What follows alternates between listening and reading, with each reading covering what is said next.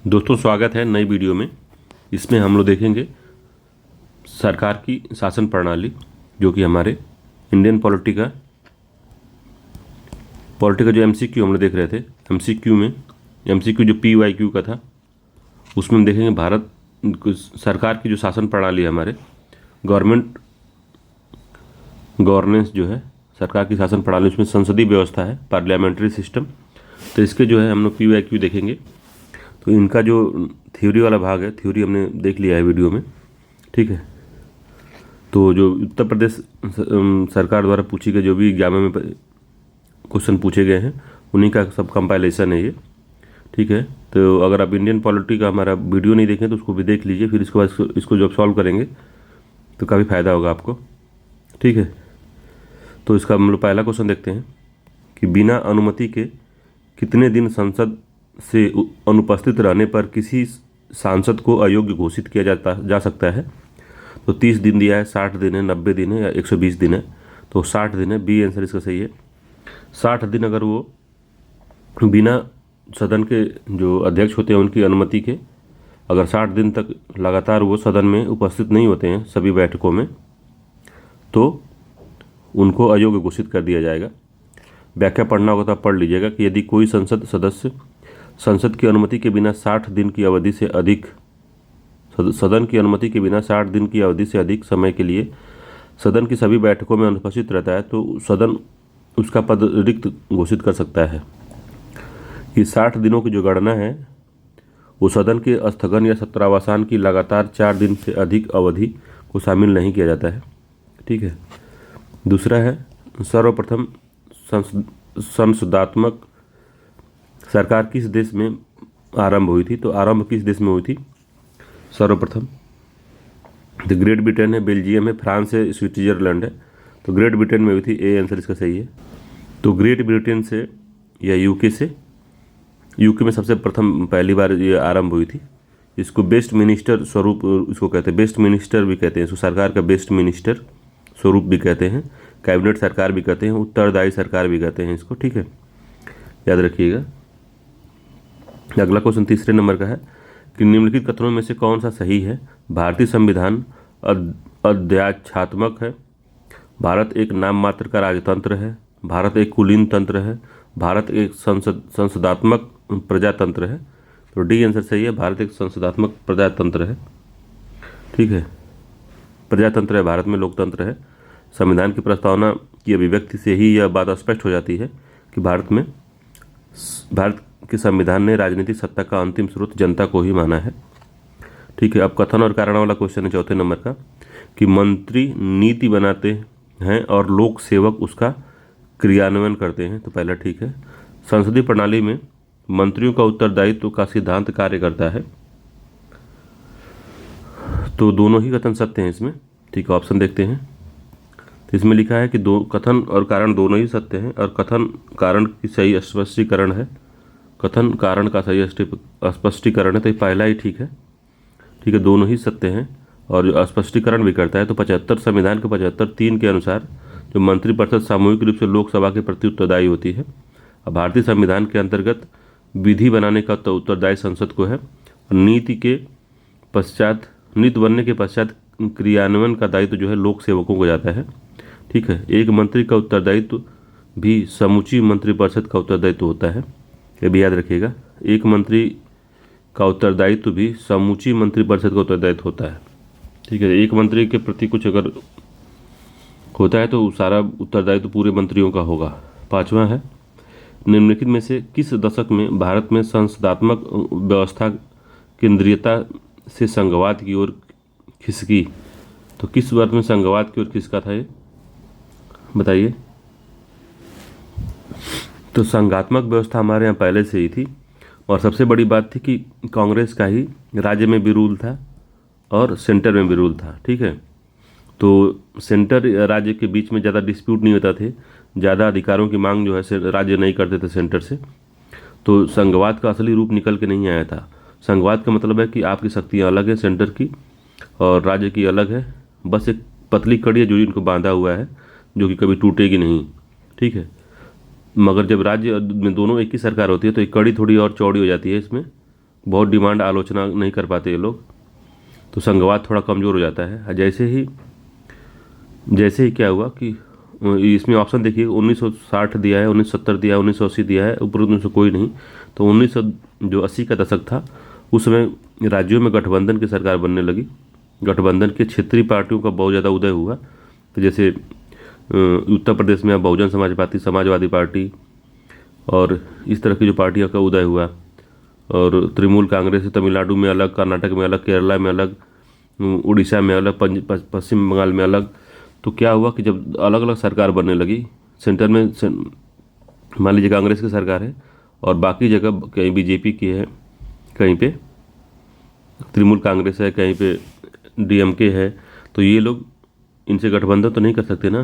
तो ये लोग अपने हक की हमेशा मांग करेंगे, अपने शक्तियों का खुद ये यूज करना चाहेंगे। कॉमन शक्ति नहीं हो पाएगी सेंटर और स्टेट की, तो इस संघवाद की तरफ खिसकेगा। संघवाद का मुख्य लक्षण यही है कि सबको अपना अपना दायरा पता होना चाहिए, कोई किसी की शक्ति का अतिक्रमण न करे, ठीक है। तो 1980 के दशक में ये शक्तियाँ खिसकने लगी, तो इसीलिए क्वेश्चन पूछा, बढ़िया क्वेश्चन था ये। संघवाद जो व्यवस्था केंद्रीयता से संघवाद की ओर खिसकने लगी, तो 1980 के दशक में इम्पोर्टेंट था ये। छठवां है, नीचे दो वक्तव्य दिए हुए हैं और कथन और कारण वाला क्वेश्चन है। तो कथन कहता है कि भारत में प्रेसिडेंट है किंतु प्रेसिडेंसी नहीं है, ठीक है। दूसरा, संविधान में एक मंत्रिपरिषद का प्रावधान है। तो कहने का क्या मतलब है इनका? तो भारत में प्रेसिडेंट है मगर प्रेसिडेंसी नहीं है, तो ये बात बिल्कुल सही है। दूसरा है कि संविधान में एक मंत्रिपरिषद का प्रावधान, ये भी सही है। दोनों कथन सत्य मगर इसकी व्याख्या नहीं कर रहा है, तो इसका बी आंसर सही है। कथन दोनों ही सही हैं मगर उसकी व्याख्या नहीं कर रहा है। तो भारतीय संविधान में संसदीय सरकार की स्थापना करता है जो संविधान है। राष्ट्रपति इस व्यवस्था के में संवैधानिक अध्यक्ष होते हैं, लेकिन वास्तविक शक्ति मंत्रिपरिषद में निहित होती है। संविधान का अनुच्छेद 74 एक मंत्रिपरिषद का प्रावधान करता है और मंत्रिपरिषद को उसके कृत्यों के संचालन में सहायता और सलाह देता है, ठीक है। तो मंत्रिपरिषद जो है राष्ट्रपति को उसके कृत्यों के संचालन में सलाह देता है, इस बात याद रखिएगा। 74वां में है, 74(1) में ये दिया गया है, ठीक। अगला है, भारत में राजनीतिक व्यवस्था के मूलभूत लक्षण हैं। तो भारत में राजनीतिक व्यवस्था के मूलभूत लक्षण क्या हैं? तो एक, लोकतांत्रिक गणतंत्र है, तो ठीक है। इसमें संसदात्मक रूप की सरकार, ये भी सही है। सर्वोच्च सत्ता भारत की जनता में निहित है, ये भी ठीक है। यह एक एकीकृत शक्ति का प्रविधान करती है। तो क्या एकीकृत शक्ति का प्रविधान करती है? बताइए, दिमाग दौड़ा के बताइए। तो एक संघवाद का बताती है, संघवाद का निर्माण करती है। तो 1, 2, 3 इसका सही है, बी आंसर सत्य है इसका, ठीक है। सर्वोच्च सत्ता जो है जनता के पास है। अगला क्वेश्चन है कि संसदात्मक शासन व्यवस्था में न्यायपालिका का कार्यपालिका पर नियंत्रण होता है? नहीं। कार्यपालिका का न्यायपालिका पर, ये भी नहीं। कार्यपालिका के विधायिका पर नियंत्रण होता है? तो ये भी गलत है। विधायिका का कार्यपालिका पर नियंत्रण होता है, ठीक है। इंपॉर्टेंट है, मैं थ्योरी वाले में बताया था कैसे जो है विधायिका कार्यपालिका पर नियंत्रण करती है। इसको मैंने बताया था कि विधायिका है कैसे जो है कार्यपालिका पर नियंत्रण करती है। तो हमारे संविधान में संसदीय शासन की संसदीय व्यवस्था स्वीकार की गई है, जिसमें विधायिका और कार्यपालिका का सुंदर समन्वय दिखाया गया है। इसमें जो कार्यपालिका है, शक्ति विधानमंडल के सदस्यों के एक समूह के हाथ में होती है, जो विधानमंडल के निर्वाचन सदस्य में बहुमत रखते हैं। तो विधायिका का कार्यपालिका पर नियंत्रण रहता है। तो कैसे रहता है? तो कुछ प्रश्न पूछ के अविश्वास प्रस्ताव पारित करके, अविश्वास प्रस्ताव लाके और ध्यानाकर्षण प्रस्ताव लाके, जो भी जितने प्रस्ताव होते हैं, कटौती प्रस्ताव लाके, तो कई तरह का इस पर कंट्रोल होता है इनका, ठीक है। तो कंट्रोल थ्योरी वाले भाग में बताया हूँ। इसी में संस्थात्मक जो व्यवस्था है भारत की शासन व्यवस्था, उसमें मैंने बताया है, तो उसको आप बढ़िया से देख लेंगे तो ये वाला कॉन्सेप्ट आपका क्लियर हो जाएगा, ठीक है। 9वां है, संसदीय शासन प्रणाली की सफलता के लिए आदर्श स्थिति क्या है? तो जो संसदीय शासन प्रणाली के लिए सफलता के लिए आदर्श स्थिति क्या है? तो एक, प्रधान दल व्यवस्था का होना, द्विदलीय व्यवस्था का होना, एक दलीय व्यवस्था का होना, बहुदलीय व्यवस्था का होना। तो कौन सा बढ़िया है इसमें? तो द्विदलीय व्यवस्था का होना जो है सबसे ही सफलता का आदर्श स्थिति है ये। तो संसदीय शासन स्थिर द्विदलीय व्यवस्था वाले देशों में सुचारू रूप से चलता है, जहाँ एक दल शासन तथा दूसरा दल जो वफादार विपक्ष है, ठीक है, का गठन करता है। किंतु यह बहुदलीय व्यवस्था तथा दायित्वहीन विपक्ष की बुराइयों से भरे देश में असफल होता है और संसदीय शासन व्यवस्था की सफलता के लिए द्विदलीय व्यवस्था आदर्श है। इसीलिए हमारा देश जो है आज दुर्दशा की स्थिति में है, क्योंकि बहुदलीय व्यवस्था है हमारे देश में। 10वां है, निम्न में से कौन सा पद केवल संसदात्मक शासन प्रणाली में पाया जाता है? राष्ट्रपति, उपराष्ट्रपति, प्रधानमंत्री, राजा। तो जो प्रधानमंत्री की, राष्ट्रपति की, उपराष्ट्रपति की, राजा, कौन सा पद संसदात्मक प्रणाली में ही पाया जाता है और कहीं नहीं पाया जाता? तो पीएम है जो प्रधानमंत्री। सी आंसर सही है, प्रधानमंत्री। ठीक है, एक्सप्लेनेशन आपको पढ़ना होगा तो आराम से इसको पढ़ लीजिएगा। 11वां है कि निम्नलिखित में से कौन सी सरकार सामूहिक उत्तरदायित्व के सिद्धांत पर कार्य करती है? तो संसदात्मक है, ये आंसर सही है। अगला है, जो संसदात्मक शासन में वैधानिक जो संप्रभु कौन है? वैधानिक संप्रभु कौन है? जो वैधानिक संप्रभु है वो संसद है, बी आंसर सही है। तो संसदीय शासन में सामान्यतः संसद को संप्रभु माना जाता है, अर्थात संसद सर्वोच्च होती है तथा समस्त विधि का स्रोत जो भी होता है, ठीक है, समस्त विधि का स्रोत भी संसद ही होती है। यद्यपि किसी भी संसदीय संप्रभुता का सिद्धांत ग्रेट ब्रिटेन में ही अपनाया गया है, क्योंकि अन्य संसदीय शासन व्यवस्था में संविधान की सर्वोच्चता को अपनाया गया है। ठीक है, तो भारत में भी संविधान की सर्वोच्चता है, संसद की नहीं। 13 है कि संसदीय सरकार गोपनीयता के सिद्धांत पर संचालित होती है, जिसका अभिप्राय यह है, गोपनीयता के सिद्धांत की शपथ सब मंत्री लेते हैं। ठीक है, तो संसदीय सरकार गोपनीयता के सिद्धांत पर संचालित होती है। पहला है, मंत्रिमंडल की बैठक का समय तथा तिथि सार्वजनिक रूप से बताया नहीं जाता, ये भी नहीं। मंत्रिमंडल के सदस्य मंत्रिपरिषद की कार्यवाही से संबंधित सूचना को उजागर नहीं करते, तो बी वाला लगभग सही लग रहा है। प्रधानमंत्री की विभिन्न मंत्रियों से गोपनीयता सलाह करता है और निर्णय लेता है, तो ये नहीं है। इसका जो बी वाला है यही सही है कि मंत्रिमंडल में जितने सदस्य होते हैं जो मंत्री पद की शपथ लेते हैं वो गोपनीयता की शपथ लेते हैं। ठीक है, वो लोग गोपनीयता की शपथ लेते हैं, तो इंपॉर्टेंट है, बी वाला सही है। 14 नंबर क्वेश्चन कहता है कि संसदात्मक सरकार निम्नलिखित में से किसके अभाव में कार्य नहीं कर सकती? तो संसदात्मक सरकार है, निम्नलिखित में से किसके अभाव में कार्य नहीं कर सकती? तो लिखित संविधान, स्वतंत्र न्यायपालिका, राजनीतिक दल या कठोर संविधान। तो किसके अभाव में कार्य नहीं कर सकती है? तो राजनीतिक दल के अभाव में कार्य नहीं कर सकती, सी आंसर सही है।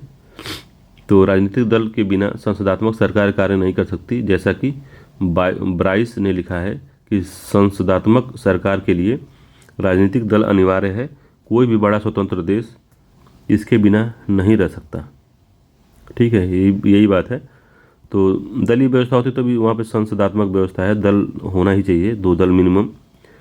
15वां है कि राज्य और संसदीय सरकार को प्राधिकार प्राप्त होता है। तो राज्य और संसदीय सरकार को क्या प्राधिकार प्राप्त होता है? प्राधिकार प्राप्त होता है, कहाँ से प्राप्त होता है? तो भारत के संविधान से, भारत के राष्ट्रपति से, भारत के प्रधानमंत्री से, भारत की संसद से। तो जिनको प्राधिकार प्राप्त होता है, भारत के संविधान से प्राधिकार प्राप्त होता है, ए आंसर सही है। भारत में जितने भी हैं सबकी शक्तियाँ जो हैं संसद में ही निहित हैं। कथन कारण वाला क्वेश्चन है 16 नंबर का। अगला कह रहा है कि कथन है इसमें कि भारतीय राजनीतिक व्यवस्था में प्रधानमंत्री अत्यंत शक्तिशाली है, तो ये बात सही है। भारत में संसदीय शासन व्यवस्था है, तो ये भी बात सही है। तो दोनों ही सत्य है, और शक्तिशाली इसी वजह से है क्योंकि संसदीय सरकार है, संसदीय सरकार में प्रधानमंत्री मुख्य होता है, ए सही है। ठीक है, दोनों ही कथन सत्य हैं, और जो ए आर है ए की व्याख्या भी करता है। ठीक है, पढ़ना होगा आपको, तो ये आराम से डिटेल में पढ़ सकते हैं। अगला है, संसदीय शासन प्रणाली में मंत्रिपरिषद व्यवस्थापिका के माध्यम से उत्तरदायी होती है। तो संसदीय शासन प्रणाली में जो मंत्रिपरिषद है व्यवस्थापिका के माध्यम से उत्तरदायी होती है, राज्य के प्रति, जनता के प्रति, राष्ट्रपति के प्रति या सरकार के प्रति। तो किसके प्रति होती बताइए? तो जो मंत्रिपरिषद जो है, संसदीय शासन प्रणाली मंत्रिपरिषद व्यवस्थापिका के माध्यम से उत्तरदायी होती है, तो राज्य के प्रति, जनता के प्रति, राष्ट्रपति के प्रति और सरकार के प्रति। तो इनडायरेक्टली जनता के प्रति होती है, बी आंसर सत्य है इसका, जनता के प्रति होती है, क्योंकि जनता ही चुन के जाती है वहाँ पे लोकसभा में। जनता द्वारा ही चुन के जो सदस्य जाते हैं, ठीक है, उन्हीं का वो प्रतिनिधित्व करते हैं। तो अल्टीमेटली वो लोग उन्हीं का होता है, जनता के प्रति ही उत्तरदायी होता है वो लोग। अगला 18 नंबर का, निम्नलिखित में से कौन सी भारतीय संविधान की विशेषता नहीं है? तो संसदात्मक सरकार है, अध्याक्षात्मक सरकार नहीं है, स्वतंत्र न्यायपालिका है, संघात्मक सरकार भी है। तो इसका बी वाला जो है यही सही नहीं है, विशेषता बी वाली नहीं है, ठीक है, याद रखिएगा बी वाली विशेषता नहीं है। 19 है कि गणतंत्री अवधारणा से संबंधित निम्नलिखित में से कौन सा एक सही नहीं है? तो गणतंत्री अवधारणा से संबंधित निम्न में से कौन सा एक सही नहीं है? पहला है, एक राज्य जिसमें जनता सर्वोच्च हो, सर्वोच्च शक्ति निर्वाचित प्रधान में निहित होती है, सर्वोच्च शक्ति एक राजा के समान एक ही व्यक्ति में निहित हो, एक ऐसी सरकार जो जनता द्वारा निर्वाचित प्रतिनिधित्व की हो। तो इसका सी वाला जो है यही अवधारणा से संबंधित नहीं है, सी वाली, ठीक है। तो इसका 19वें का सी आंसर सही है, यही सही नहीं है, ठीक है। 20वां नंबर क्वेश्चन देखते हैं। अगर आपको एक्सप्लेनेशन पढ़ना होगा तो इसे पढ़ सकते हैं कि सर्वोच्च जो सत्ता होती है वो जो भारत का जो सर्वोच्च पद होता है उसमें कोई भी आदमी बैठ सकता है, ये वंशानुगत नहीं है, गणतंत्र है ये राजतंत्र नहीं है, ठीक है। 20वां नंबर क्वेश्चन है कि भारतीय संसद के अंग कौन कौन है? तो ये हम बताए थे जब थ्योरी पढ़ा रहे थे कि सबसे पहले, इसमें भी सही नहीं लिखा है, सबसे पहले राष्ट्रपति होते हैं, फिर से राज्यसभा होता है, फिर लोकसभा होता है। एक इसका भी क्रम होता है, मगर क्रम में नहीं दिया है तो कोई बात नहीं, लोकसभा, राज्यसभा और राष्ट्रपति होता है इसमें। डी आंसर सत्य है इसका। भारतीय संविधान के अनुसार संसद के 3 अंग होते हैं, जैसे राष्ट्रपति, राज्यसभा, लोकसभा। देखिए यहाँ से सही लिखा है। अनुच्छेद 79 से 122 में संसद के गठन, संरचना, अवधि, अधिकारी, प्रक्रिया, विशेषाधिकार व शक्तियों के बारे में उल्लेख करता है। तो 79 से लेके 122 तक, ठीक है। 21 नंबर का क्वेश्चन कह रहा है, कथन और कारण वाला है कि भारत एक लोकतांत्रिक देश है, ये बात तो बिल्कुल ठीक है। दूसरा, भारत का अपना एक संविधान है, ये भी ठीक है। तो दोनों ही सत्य है, मगर उसकी व्याख्या नहीं कर पा रहा है वो, ठीक है। बी आंसर सही है। भारत एक लोकतांत्रिक देश है, भारत का एक अपना संविधान, इसका मतलब लोकतांत्रिक हो गया, ये जरूरी नहीं है, ठीक है। अगला है कथन कारण वाला, फिर से क्वेश्चन है, तो ये आर के लिए इंपॉर्टेंट है, इसे पूछता है। तो पूछ रहा है, संसदीय शासन भारत के लिए उपयुक्त नहीं है। तो कौन कह दिया उपयुक्त नहीं है? कारण बताने कि भारत में संसदीय संप्रभुता नहीं है, तो इसलिए उपयुक्त नहीं है। तो ये गलत है इसका, ठीक है। और आर जो है ये सही है, तो ए गलत है, आर से डी सही है, ठीक है। भारत में संसदीय संप्रभुता नहीं है, संविधान की संप्रभुता है। अगला है, भारत की संप्रभुता भारतीय जनता में निहित है, ठीक है। इसको याद रखिएगा। शासन की 2 प्रणालियां हैं, अध्यक्षात्मक है और संसदात्मक है। भारत में संसदात्मक शासन व्यवस्था को अपनाया है, इसमें जो है मंत्रिपरिषद लोकसभा के प्रति उत्तरदायी होता है। और भारत में संसदीय संप्रभुता नहीं है, भारत में संप्रभुता भारतीय जनता में ही निहित है, ठीक है। 21 नंबर क्वेश्चन है, एक साधारण विधेयक को संसद के प्रति प्रत्येक सदन में निम्न चरणों से गुजरना होता है। तो ये जो पेश होता है तब से ये चरण पूछ रहा है कि कौन कौन चरण से गुजरता है एक साधारण विधेयक। तो प्रथम वाचन, द्वितीय वाचन, समिति, प्रतिवेदन, अवस्था, तृतीय वाचन। तो वाचन से गुजरना है तो कौन कौन वाचन होता है? तो पहले प्रथम वाचन होता है, प्रस्तुतिकरण होता है, फिर जब होता है वो प्रथम वाचन होता है, फिर द्वितीय वाचन, फिर समिति में जाता है। ये अगर वाचन में अगर क्लियर मामला नहीं होता तो समितियों को भेजा जाता है, तो फिर इसको समिति प्रतिवेदन अवस्था में भेजती है इसको, फिर तृतीय वाचन होता है, फिर वोटिंग हो जाता है, ठीक है। तो देख लेते हैं हम लोग पहले, तो इसकी व्याख्या देख लेते हैं एक बार। तो साधारण विधेयक सरकार के किसी मंत्री या संसद के किसी सदस्य द्वारा सदन के किसी भी सदन में रखा जा सकता है। वो लोकसभा में, राज्यसभा में, कहीं भी साधारण विधेयक को लाया जा सकता है। मंत्री भी ला सकता है या कोई सांसद भी ला सकता है, ठीक है। प्रत्येक सदन में साधारण विधेयक समान चरणों के माध्यम से प्राप्त होता है। सर्वाधिक विधेयक पर अधोलिखित 3 वाचन होते हैं, ठीक है। सर्वप्रथम विधेयक पर अधोलिखित 3 वाचन होते हैं। प्रथम वाचन, तो इसमें क्या होता है, किसी विधेयक का पेश होना, इसमें उसका प्रथम वाचन कराता है। जब पेश होता है तो उसको प्रथम वाचन होता है।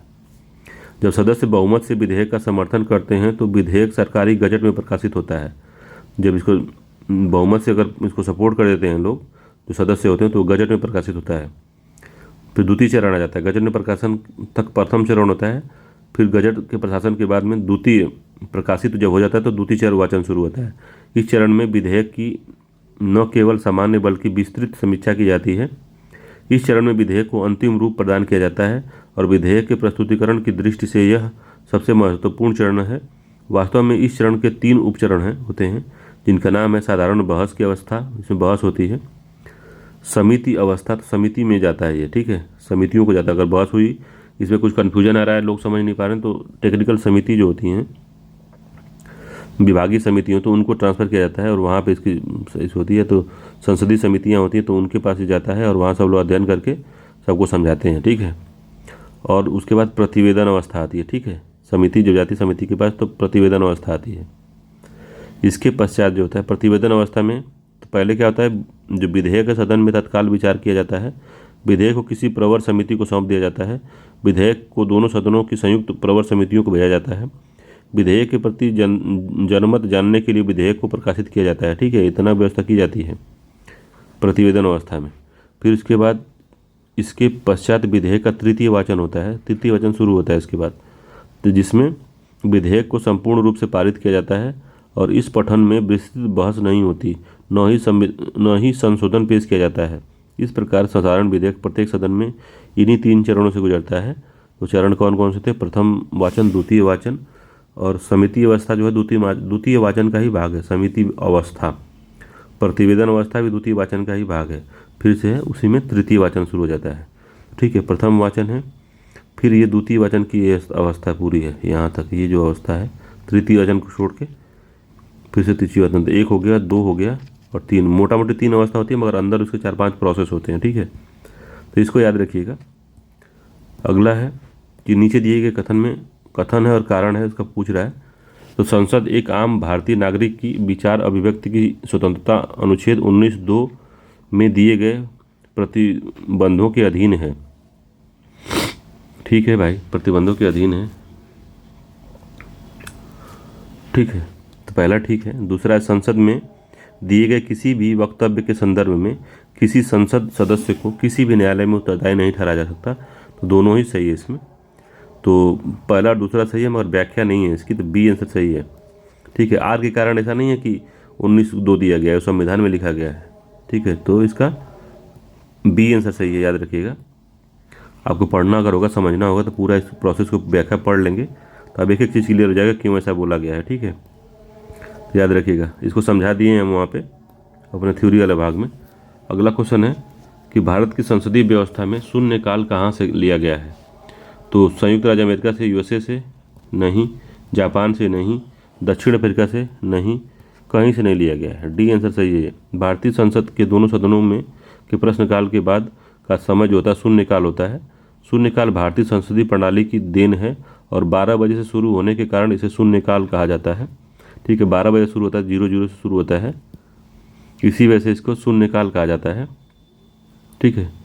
यह सामान्यतः दोपहर 12 से 1 बजे तक अर्थात 1 घंटे का काल होता है। शून्यकाल में संसद सदस्य बिना किसी पूर्व सूचना के किसी मामले को उठा सकते हैं। तो पूर्व सूचना नहीं देनी पड़ती, किसी मामले को उठा के वो उसका क्वेश्चन आंसर कर सकते हैं वो लोग।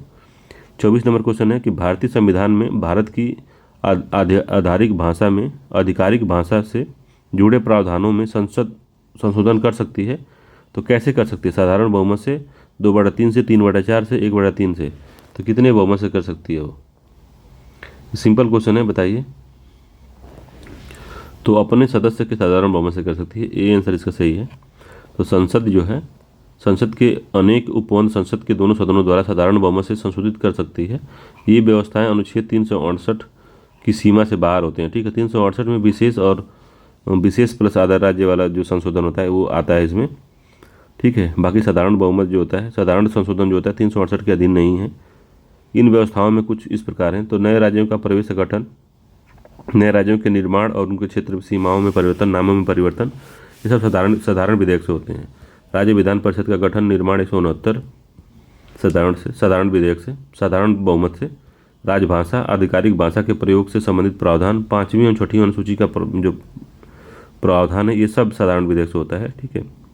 तो शासन व्यवस्था हमने देख लिया, अब संघीय व्यवस्था को देखना है। इसके बाद संघीय व्यवस्था ही बचा है, तो ठीक है। चलिए संघीय व्यवस्था वाले मिलेंगे, ठीक है। तब तक के लिए धन्यवाद। वीडियो अगर सही लगे तो मेरी वीडियो को सपोर्ट कर सकते हैं। सपोर्ट करना आपको इसका मतलब समझते ही होंगे, लाइक शेयर सब्सक्राइब। ठीक है, चलिए मिलते हैं अगले वीडियो में। धन्यवाद।